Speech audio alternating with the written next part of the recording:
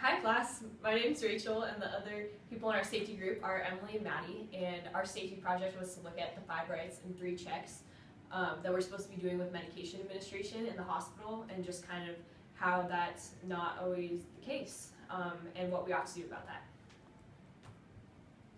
So there are certain policies and procedures that are put in place to make sure that patients are receiving the right medications in the right amount. And standards of care are actions that ensure safe nursing practice, and so that's really what we want to promote in the hospital. The policy that's in place is that you check the medication against the MAR 3 times. You check it the first time at the drawer when you pull out the medication. You check a second time at the cup when you put the medication into their little med cup. And then you check a third time when you're at the bedside, when you're kind of explaining the medication and the procedure to the patient. They can acknowledge that that's what they're supposed to be receiving. And then you also use 2 patient identifiers, which we normally do is scanning the wristband and asking them to say their full name and date of birth. Okay, so up here you can see some of the facts that are going to relate to this problem. So the first one is that nurses are very busy and that medication administration can take up to 25% of a shift. So if nurses have to spend extra time, more than the 25% doing med administration, that's probably going to deter them from doing the rights and checks that are put in place to keep the patient safe. Individual double checks have been shown to prevent up to 95% of medication errors, and that's just having another nurse check over your order and making sure that you're giving the patient all of the right things. And so that's something that we should also be doing pretty regularly to protect the patient. And then some other things we know are that mistakes happen. 7,000 deaths a year is what can be attributed to medication errors alone. Between 1997 and 2007, there are 446 sentinel events related to medication administration. And then between 2001 and 2006, there were almost 60,000 anticoagulant medication errors alone. And that's just the reported ones. There have been some things that have been put in place to prevent med errors even more. So standardization of drug labeling, storage, concentrations, and dosages that are just standardized have decreased errors involving certain high alert medications. And then all of these mistakes are preventable. So that's really what we want to look at and what our goal should be, is to prevent all med errors. Next slide. Some knowledge gaps that we could have when we're dealing with this problem. There's many, the ones that we're looking at are only the reported events, but there's lots of unreported events as well, so we don't actually know the scope of the full problem. We can't know every medication and the effect of every medication just upon receiving an order, so that's going to take extra time for nurses to look that up and really get to know that well.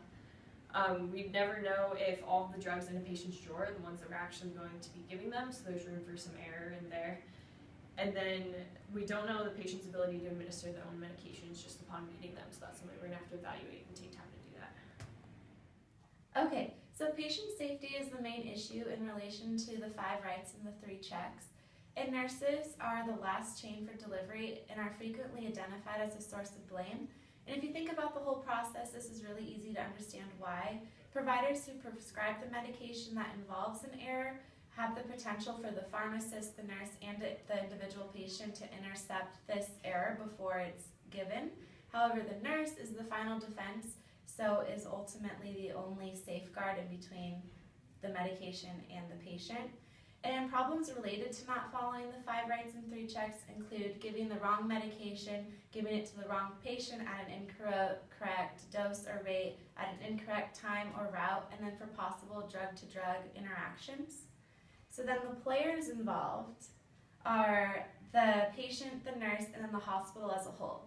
Because ultimately it is the patient's safety and quality of care that is at risk for them receiving this medication with an error. And then, as mentioned before, it is the nurse who's the one liable, since they are the only defense in between the medication and the patient. And then also the hospital as a whole is at risk because the hospital is a business, and these medication errors can lead to increased length in hospital stays, increased number of lawsuits, and overall just a waste of time and money. So all the issues associated with these medication errors are completely preventable, as Rachel mentioned before. And by using the 5 rights and 3 checks, the hospital can avoid many of these errors. So now that we looked at the consequences and some of the players involved, we'll look at some ways to fix it. So first, As future nurses and healthcare providers, we need to identify that this is a natural problem and then educate the players on how this can be prevented. So the National Patient Safety Association reports that errors involving incorrect dosage, strength, and frequency of medication account for 28.2% of all reported errors. So this is a problem that needs to be addressed. And then secondly, we need to recognize that this is a problem of the system and not just individuals. And so research has shown that 90% of errors are from a system problem and not just a human's mistake. And that systems that recognize this have a better chance of solving the problem. And then finally, healthcare providers need to go back to the basics by using the 5 rights and 3 checks. And in one study, it interviewed nurses and their opinions on the electronic health record, or the EHR, in relation to administering medications and documentation. And in this article, it stated that this is a tool used to enhance patient safety and care, to maximize efficiency and support the medical staff. And it shouldn't be used to replace any of the safety measures, but rather to amplify them. So instead of using the system as the actual checks, it's more of a double check for the nurses to use to amplify what they're already doing. So to help with these problems, we're going to analyze the pros and cons of our solution of having the 5 rights and 3 checks in combination with the Pyxis and the EMR. So some pros to this are they are going to reduce that medical error because you are taking that extra safety step made by the human. So that's the human safety check with all of the technology safety checks as well. And a final pro is that the hospital will be able to have confidence in their nurses that they are taking those safety regulations to ensure the quality and safety care of the patient. But some cons to this are, as Rachel mentioned, nurses are already so busy, and to add in this extra step of taking the 5 rights and 3 checks, they're going to become even more busier and maybe a little bit more stressed out. And to add on to this, another con could be doing those rights and 5 checks in the medication room can cause a crowded room and some frustration around who gets into the Pyxis fast and some late medications due to some crowded areas. And nurses also may become confused if a patient has 14 plus medications and they're repeating this 3 times for 5 different things, and so they may run the risk of getting a little confused in where they are in their safety checks. However, our final recommendation is that we do the 5 rights and the 3 checks in combination with the Pyxis and the scanning the patient as technology safety and a human safety check, because it is the nurse, like Maddie said, that is the final barrier between the patient and their medication. And if that medication is wrong, we can run the risk of some sentinel events of the patient. And so it is our critical thinking of the route, the dose, the time, the patient, and the medication that ensures the safety of our patient care delivered.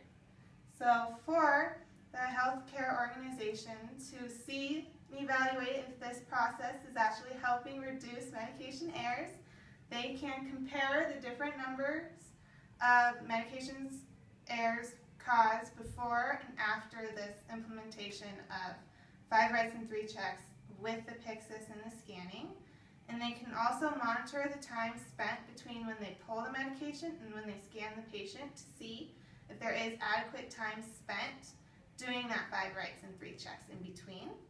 And so, to see if it is successful, we would see a decrease in that number of medication errors because we are doing the critical thinking of final medication checks and rights. So thank you for listening to us, and we hope you enjoy our presentation.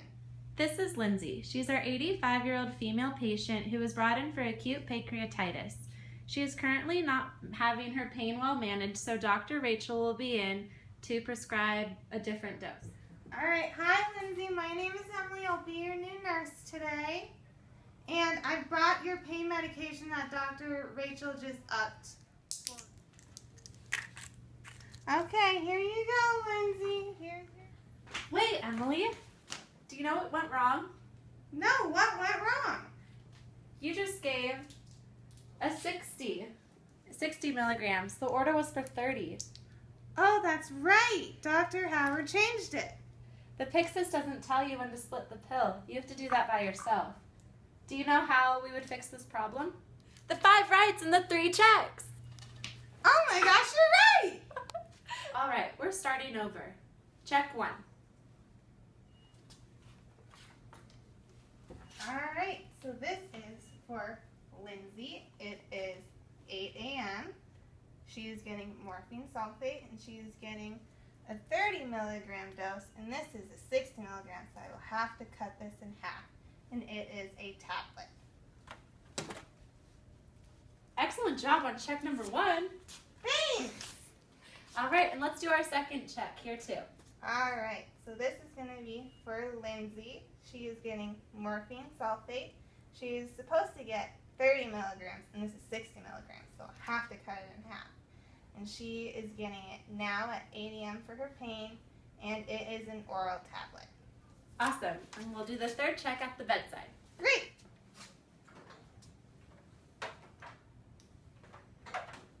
All right, so this says that it is Lindsay, and she is getting morphine sulfate. She is supposed to get 30 milligrams, and this is 60 milligram tablet, so I will have to cut this in half.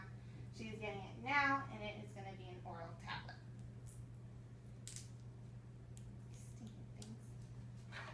Using my pill cutter, I will cut it in half.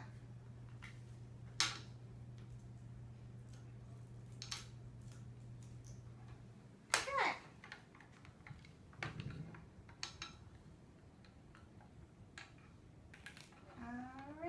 All right, Lindsay, here is your 30 milligram tablet of morphine. Oh, thank you. You're so welcome. That was perfect, Emily. Great job doing your 5 rights and 3 checks. This is how we keep patients safe.